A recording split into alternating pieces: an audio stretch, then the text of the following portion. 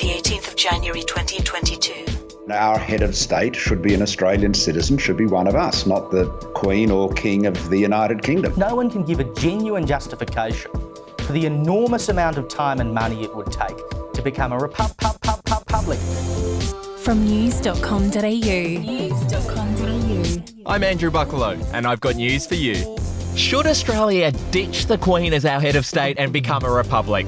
It's a question that pops up every few years, and now it's back in the spotlight thanks to a new push from the Australian Republic movement.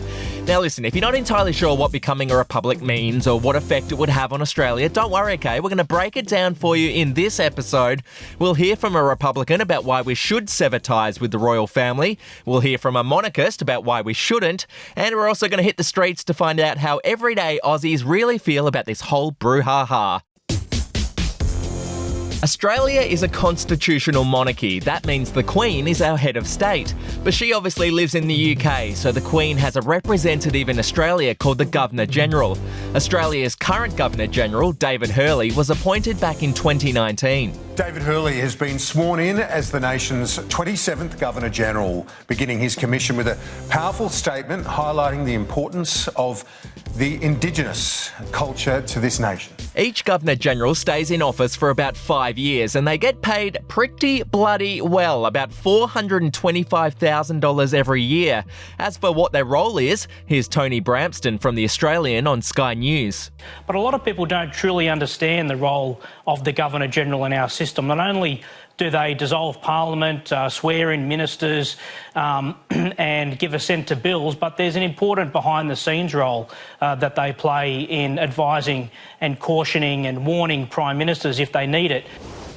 Now let's talk about the Republic movement, okay? For decades now, some Aussies have suggested that we should cut ties with the monarchy and stand on our own 2 feet as a country. One of them was former Prime Minister Paul Keating. Here's what he had to say. We are all Australians.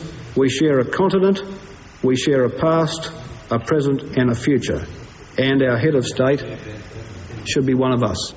The country's next Prime Minister, John Howard, agreed to hold a referendum in 1999 to settle the matter once and for all. Aussies were asked whether Australia should become a republic, with the Queen and Governor-General being replaced by a president who would be appointed by a 2/3 majority of the members of federal parliament. Leading the charge for the Yes campaign was Malcolm Turnbull. Look, the proudest thing I've ever done in my life is help to give Australians the opportunity to have one of their own citizens, one of us, an Australian, as our head of state. But unfortunately for Mr Turnbull and other Republicans, the no vote won, with 54.87% of people saying Australia should not become a republic.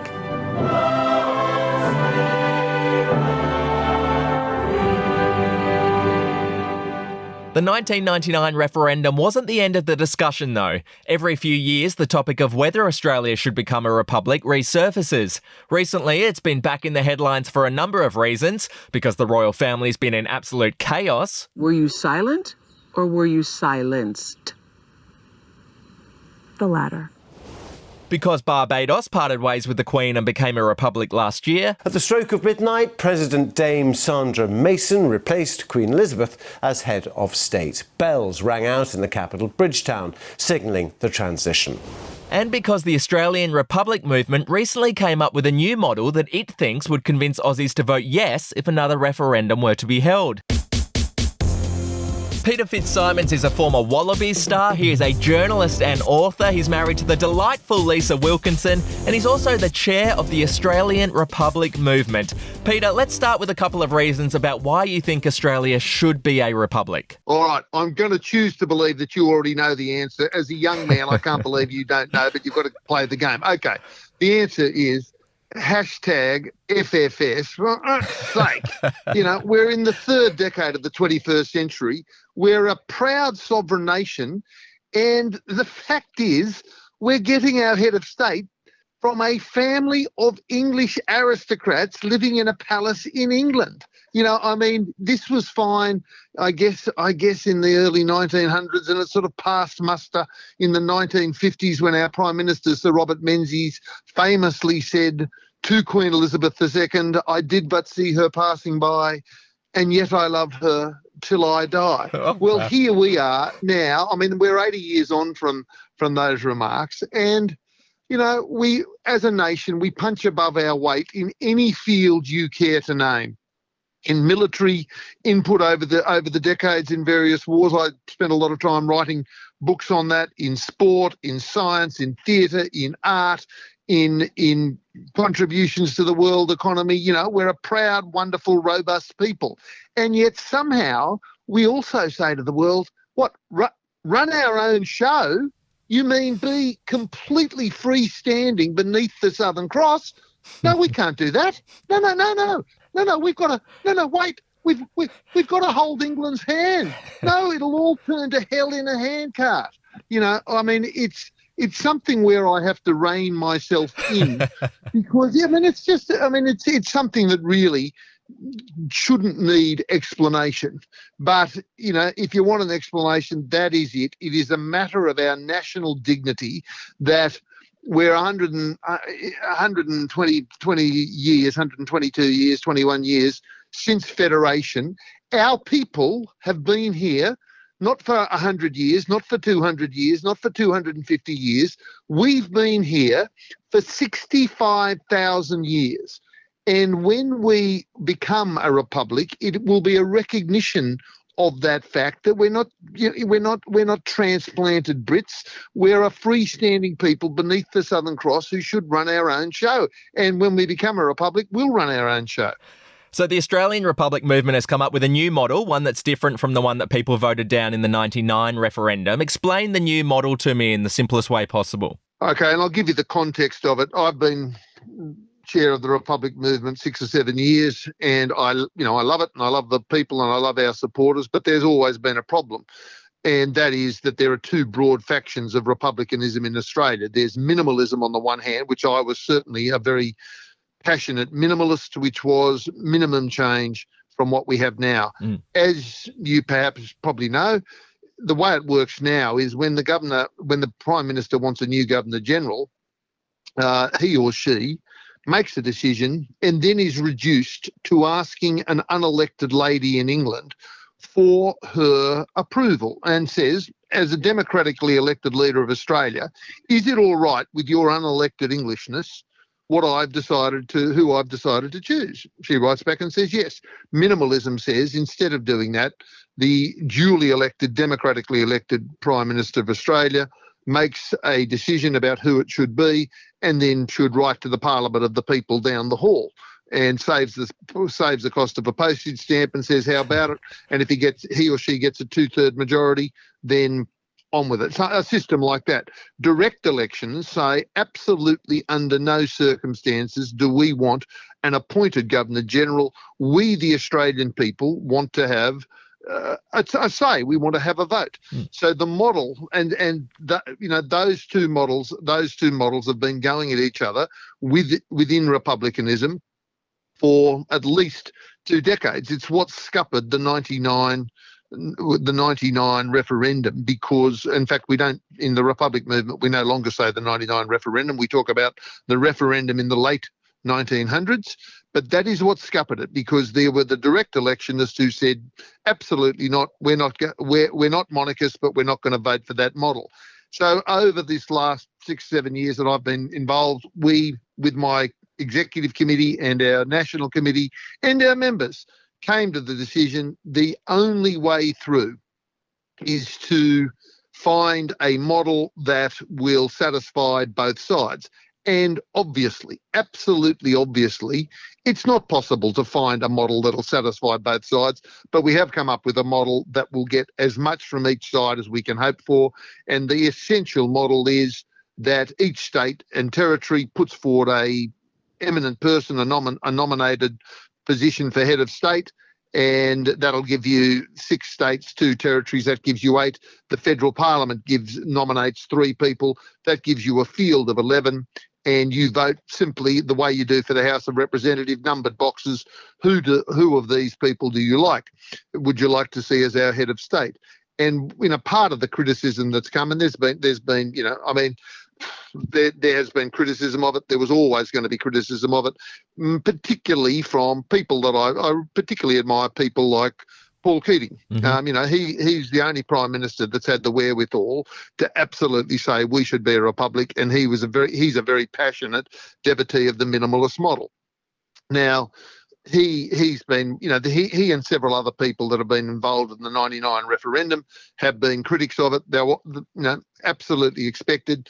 But the answer to that is we, the modern republic movement, we owe the 99ers absolutely everything, bar one thing. We don't owe them the commitment to stay with the model that the people rejected in 1999. We owe them, to consult widely to come up with a model that we think will be the best chance of getting past the post, and that's the model we've come up with. The other thing about the model we've come up with, there has been, frankly, just absolutely absurd saying this will lead to, a Donald Trump-like figure.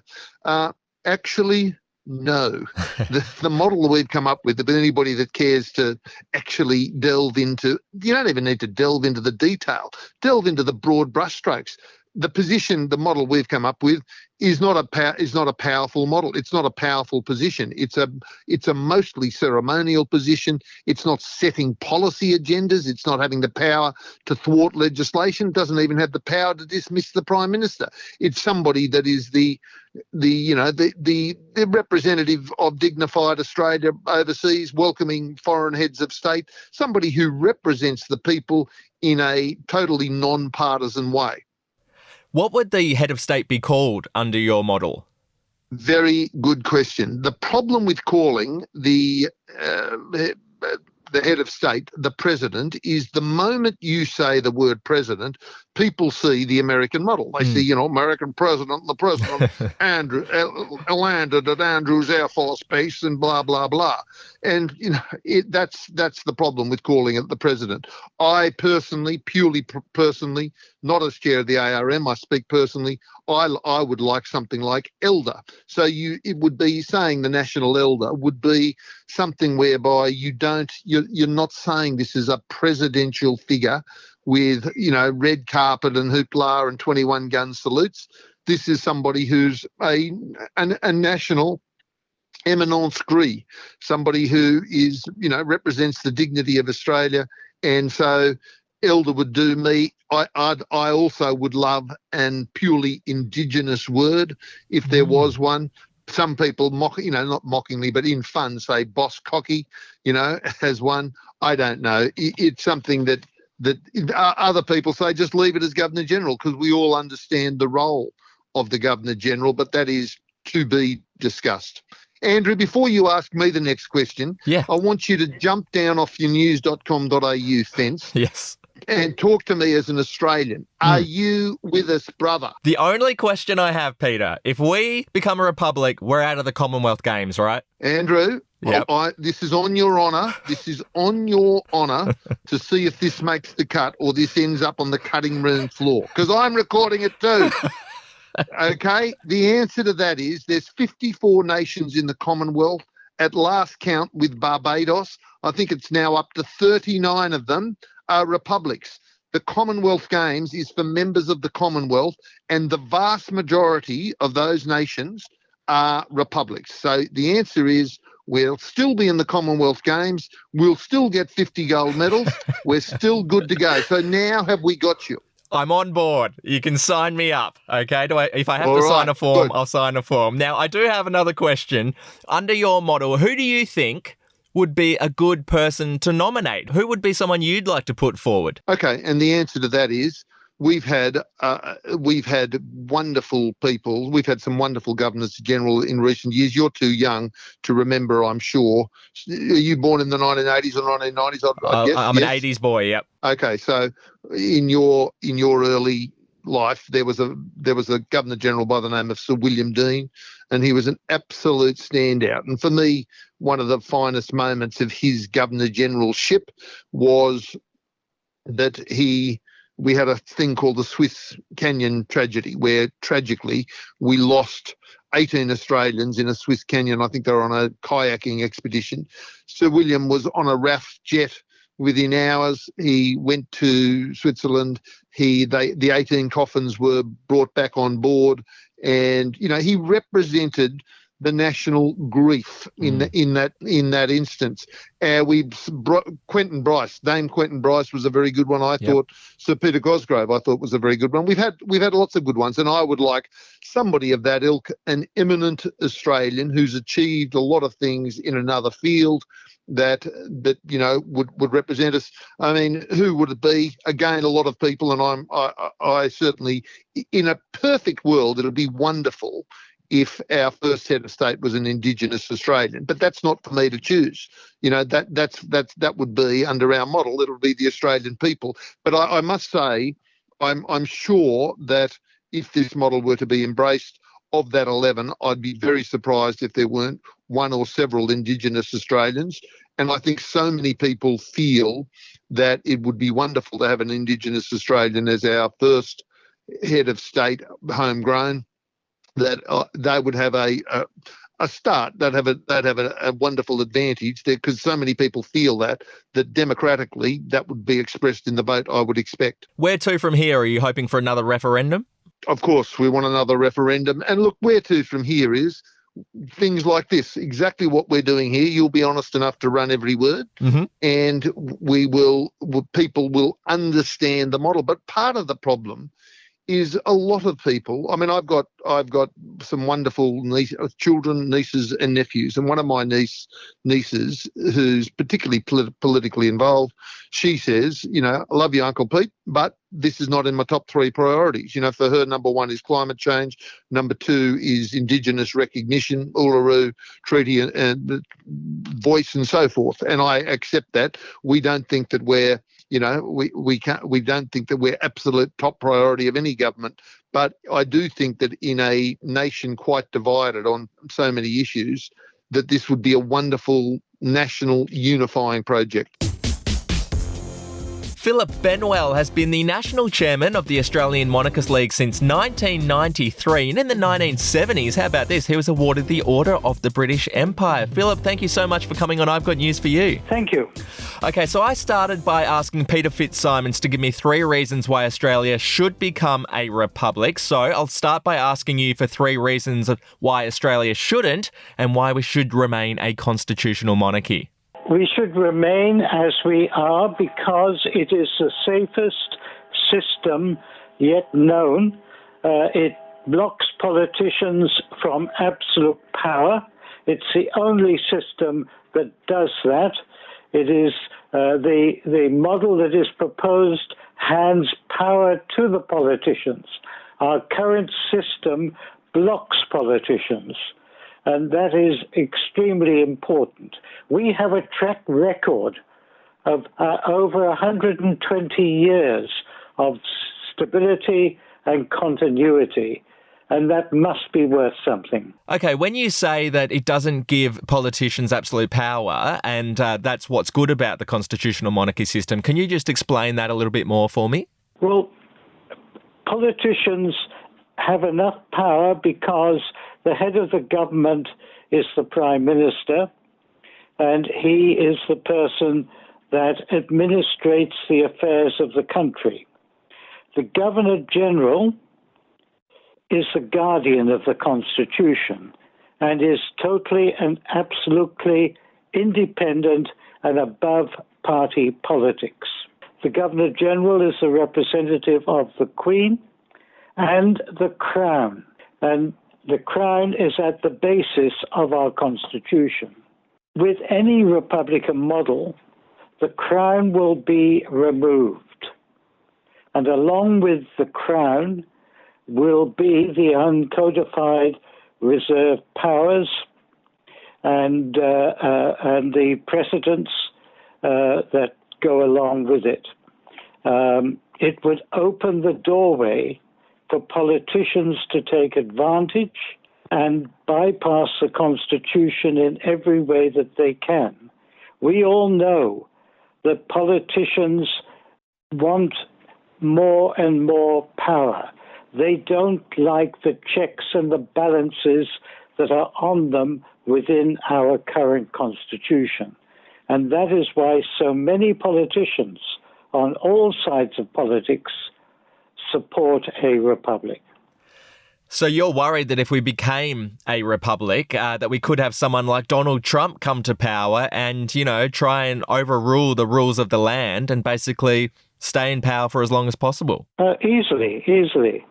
I mean, we've already seen with the lockdowns and the actions of our state premiers how they have used the powers that they have within each state. We don't want that power overriding the Australian Constitution. Interesting. Can I ask, what do you think of the royal family themselves? Well, of course, the Queen is above reproach. Our Constitution mentions only the monarch and the heir, which, of course, is the Prince of Wales. We don't have a royal family as such.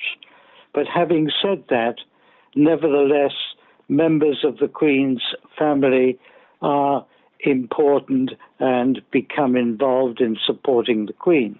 The problems that have beset the royal family, of course, are of no making of the Queen, and people feel sympathy for what the Queen must be going through, particularly at her age of nearly 96.